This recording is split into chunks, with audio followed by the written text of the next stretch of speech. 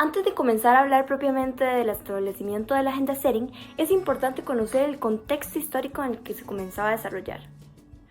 Un primer suceso sumamente importante es la Guerra de Vietnam, que fue uno de los conflictos bélicos más importantes de la Guerra Fría y que se llevó a cabo entre 1955 y 1975. En esta contienda se enfrentaron la República de Vietnam del Sur, apoyada por Estados Unidos, contra la República Democrática de Vietnam del Norte, respaldada por la URSS, y China.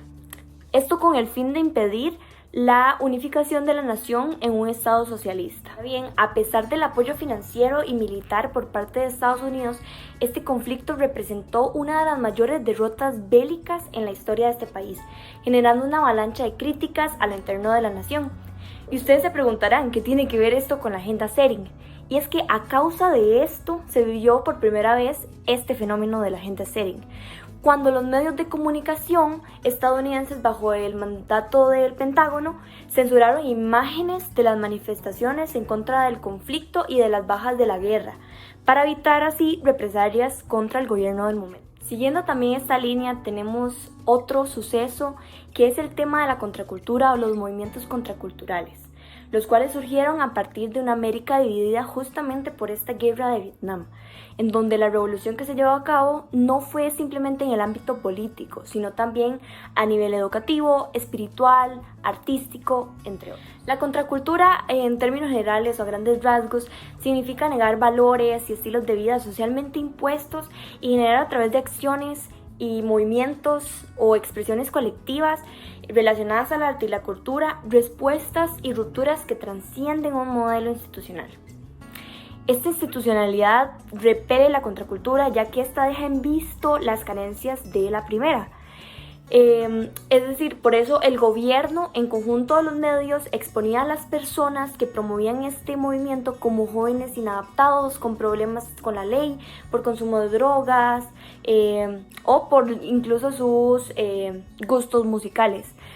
También por su diferencia en su vestimenta, y de esta forma terminaban satanizados, desacreditados y reprimidos desde la visión pública.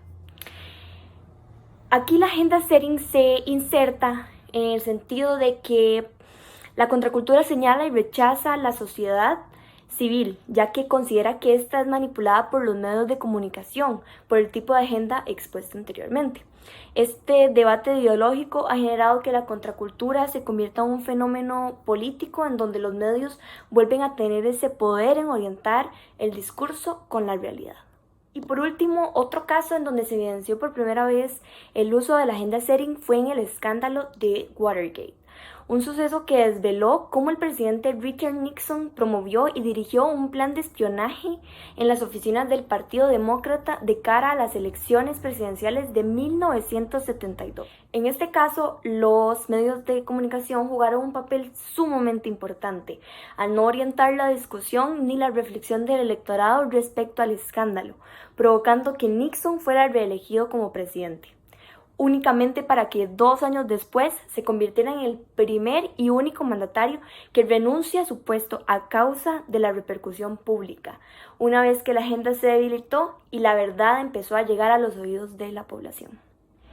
Bueno, y ya conociendo un poco más del contexto histórico en el que se van viendo esas primeras pinceladas de la agenda setting, podemos continuar desarrollando un poco más la teoría y sus ejemplos. Es importante que conozcamos datos del autor. El estadounidense Maxwell Jacob nació el 3 de diciembre de 1938, conocido por sus investigaciones en el ámbito de la comunicación política y la manipulación de los medios.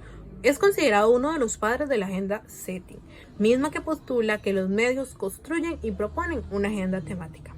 En los primeros trabajos, el concepto de agenda setting fue usado en relación a la capacidad de los medios de fijar una agenda pública. Este fenómeno se denominó función de fijación de agenda de los medios masivos. De hecho, el trabajo que inició este tipo de estudios fue titulado The Agenda Setting Function of Mass Media, producto de una investigación realizada en 1968 y publicada en 1972 por Jacob y Shaw.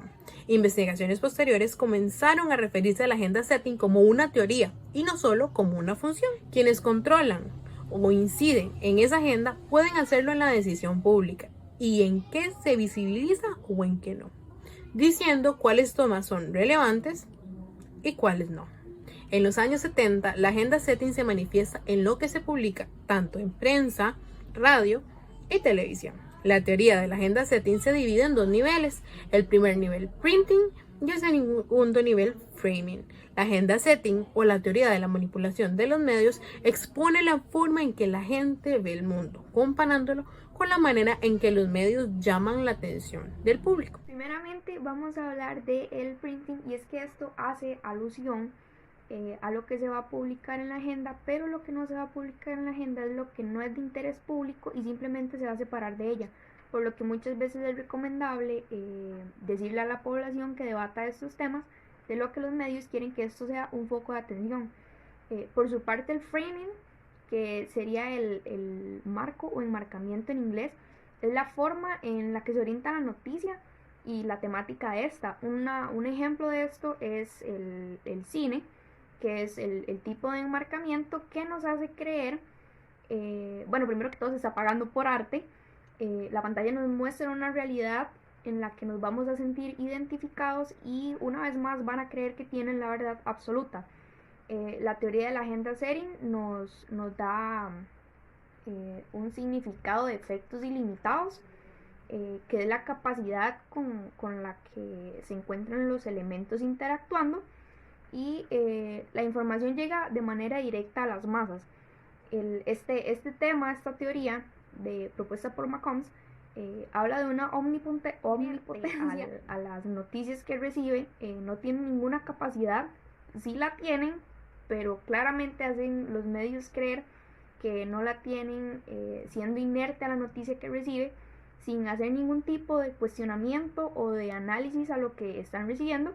Esta teoría es como un detrás de cámaras, es una realidad del periodismo, en la que otra vez un medio de comunicación nos está relevando la forma en la que es dirigido, y el marcar una pauta de la información que se transmite es lo vital para la audiencia. Pero este mismo foco de atención que hablábamos hace un instante es lo que genera el rating en los medios de comunicación.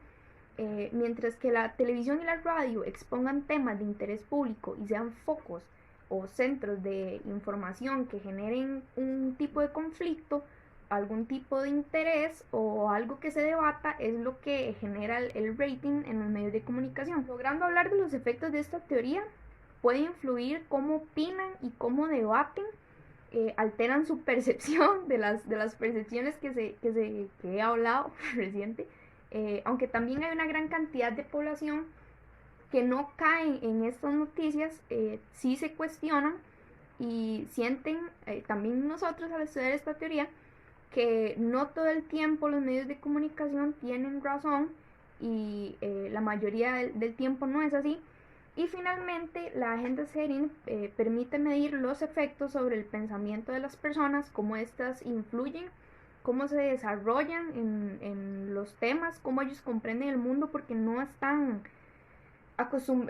acostumbrados a lo atípico, a las vivencias del día a día, a las diferentes realidades, y donde un mensaje constante es el que desarrolla la manera de información en la que nosotros vamos a analizarla. La agenda setting lo vemos con estos ejemplos de los medios de comunicación nacionales, donde la Nación le da un enfoque más de que se van a repartir las vacunas, 80 millones de dosis en Estados Unidos, mientras Cero hoy le da un enfoque de ausencia sobre el anuncio. En los medios de comunicación hemos visto esta noticia, y recientemente hemos hablado de el framing, que significaba el marco o enmarcamiento en inglés.